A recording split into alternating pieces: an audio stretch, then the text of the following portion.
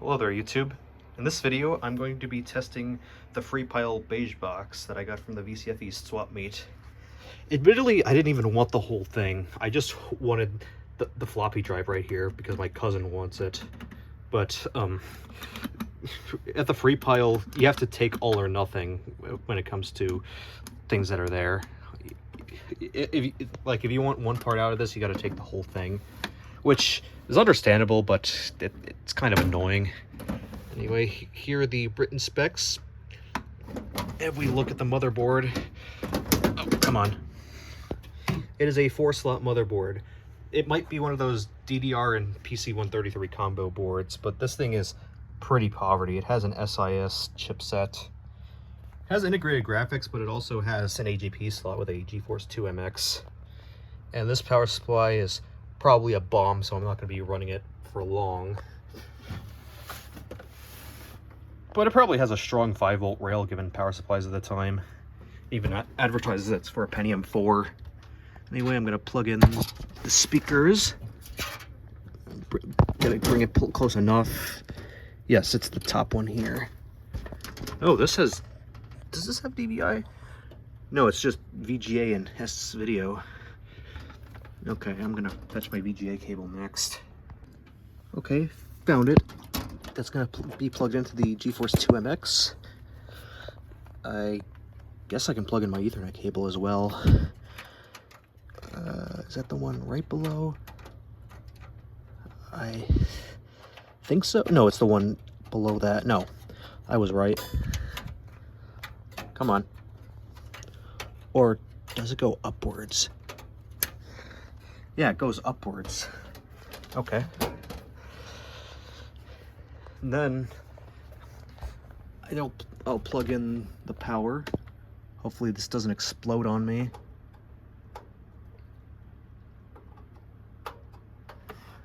Oh, I should probably plug in the monitor as well.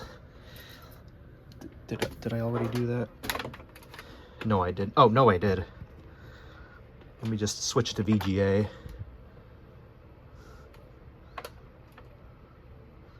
DVI. VGA. Okay, there we go. Now I'll plug this in. Maybe move the side panel out of the way so it's not flopping around. Okay. It goes in this way. Oh yeah, I also gotta get my receiver for the only keyboard mouse I have at the moment. Okay, I conveniently lost my adapter, so I'm just gonna use the unifying receiver from my dad's K400 Plus. Just borrow this for now. It doesn't get used much, so it's whatever for now. Okay. And is the power supply turned on? It is not. All right. Now it's time for the actual smoke test. And now I will turn this on.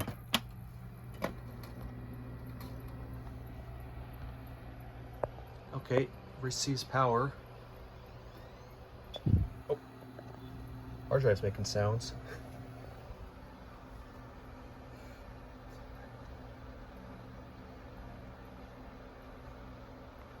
Is it getting anywhere?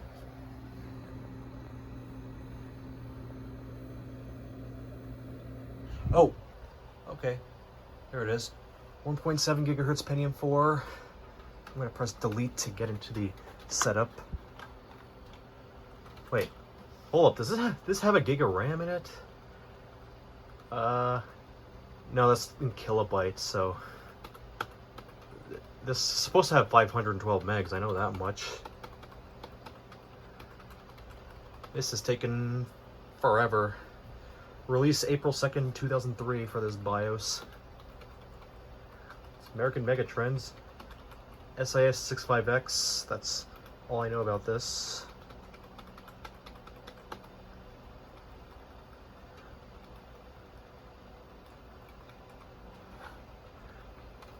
Oh, 40201, so that's probably, actually I have no idea what that is. But this has got to be socket 478. There's no way that this is 423.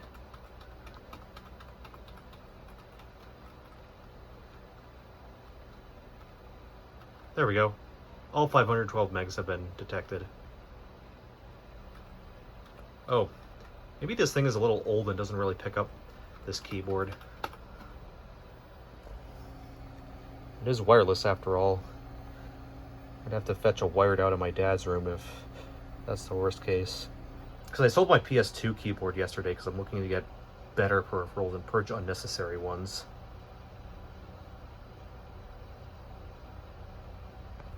Oh, it got a little somewhere. It's probably trying to detect all the boot devices. Searching for boot record from floppy, not found. CD-ROM, probably also not found. Has it done the hard drive yet, though?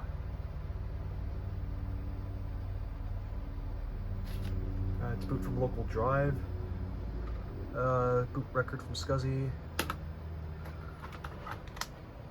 Oh. Oh, my keyboard wasn't turned on. Hopefully we don't have to go through all 512 megabytes again. Okay. Okay, now we can go through this CMOS setup. June 2nd, 2025. That is 6 days off. Primary, master and slave, auto. They're all turned on, but doesn't seem to detect any of these drives. Available options, not installed. There's 1.2 megabyte floppies, 720K, 1.44, and 2.8. Advanced setup, let's see what's under here. Quick boot, IDE 01 floppy, smart for hard disks. Why wouldn't you enable that? Although it doesn't look like we can...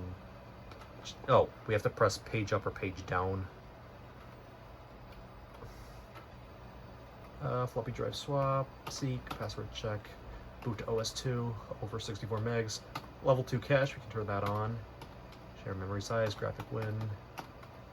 Spread spectrum, DOS flat mode.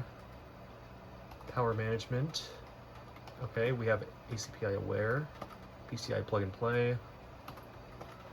Load optimal settings. Feature setup.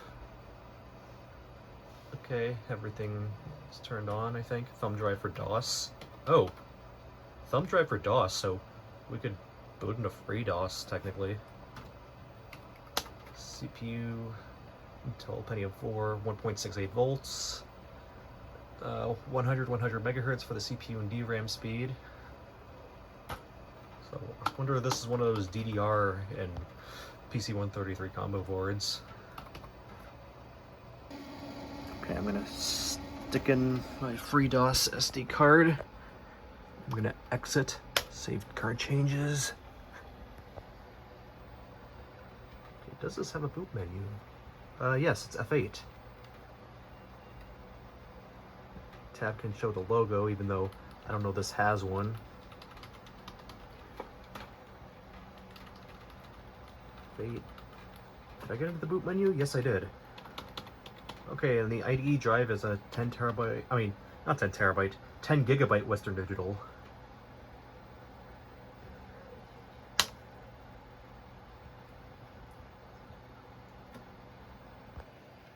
Okay, there's just straight up no OS on this 10 gigabyte hard drive.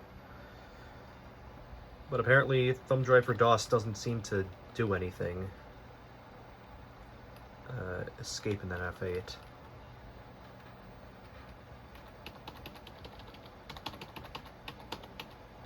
I mean, we can boot off the network.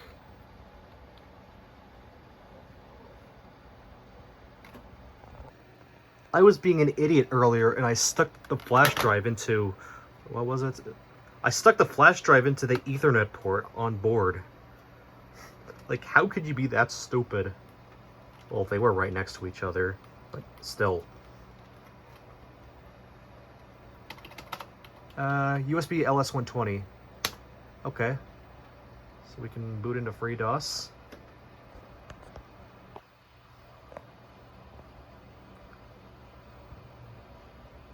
It just says FreeDOS for now.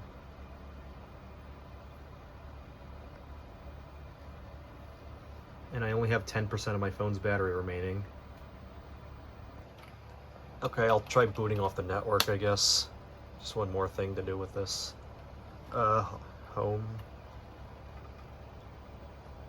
Wait, That was booting off a local drive. Okay, I'm just doing everything hastily at the moment, so that's why I haven't gotten into any operating system yet. But I should test this optical drive and see if it works. I wonder if this disc is any effective at all. I burned it many years ago, and I think I only got it to work like once. I thought it was pretty cool when I saw a video of it in Virtual PC 2007, back when I was like 9 or 10. Oh, I was able to hear the PC speaker, but very quietly. CD-ROM. Okay. It's working. This optical drive works at least, which is very good. We are booting into the Windows 98 Live CD.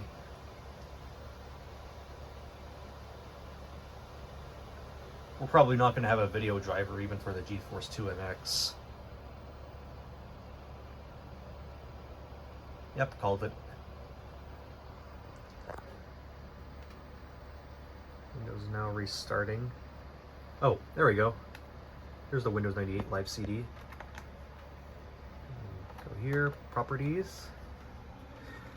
Portátil, so this must be Spanish made or Portuguese. I have no idea, but it's definitely a Latin language.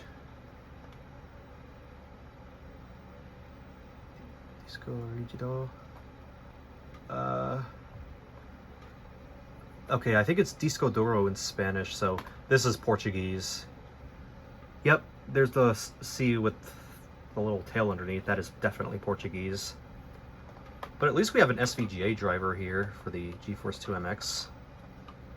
Or maybe it's not for the GeForce 2 MX specifically, but yeah, it's for it's the VBE MIDI port driver, which is generic SVGA, kind of like XP's SVGA driver. Let's see what version of 7-zip we have on here.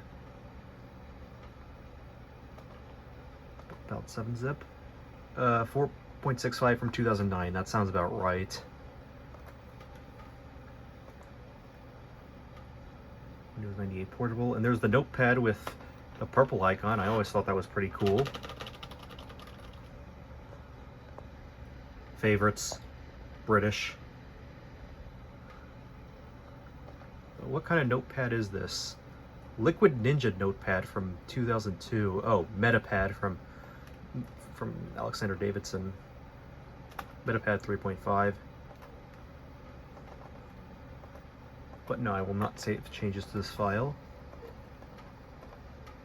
Does this have WinVer? No, it does not. It's got to have a command prompt, though. Well, okay, maybe not there. No, it doesn't even have that. Interesting.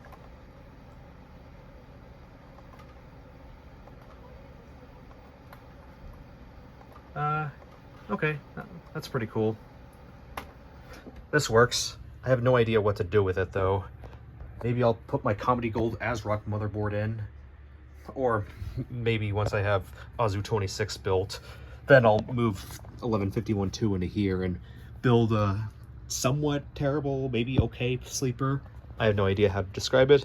But anyway, have a good one. This video is unedited, so no outro sequence. And I'll see you all in the next video. Peace out.